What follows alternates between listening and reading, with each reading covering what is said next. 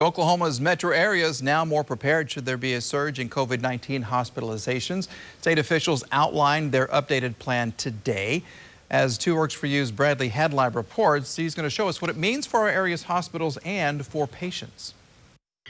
It's been sticking right around, the 600s, and it's for what we can see right now, it looks like it's going to stay there.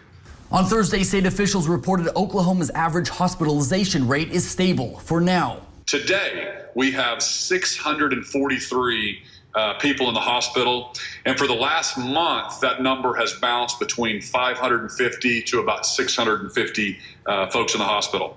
However, city and state leaders say they want to be prepared. The state's updated hospital surge plan addresses additional bed capability should it be needed.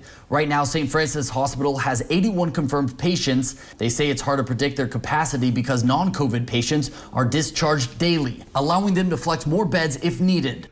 We developed specific COVID hospital units in order to reserve beds specifically for COVID patients above the normal capacity that those hospitals had. Tulsa and Oklahoma City account for most of the state's cases and hospitalizations. In total, there are now 340 additional beds available between the 2 metro areas. 125 of those beds are at Tulsa's OSU Medical Center. Those hospitals in those areas will continue to care for COVID and non-COVID patients up to 100% of their staff capacity. This ensures community health doesn't suffer as we also manage the flow of COVID patients. Although hospitalization levels remain stagnant, tracking new cases continues to be a challenge. The issue, delays in lab results. This is very unpredictable.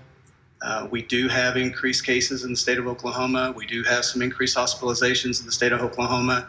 The good news is the percentage of those positive people that end up hospitalized has decreased over time. And that was Brady Hadlib reporting for us. Now those new available beds at the OSU Medical Center won't be used right away. In fact, they will only be used once local hospitals are at full capacity.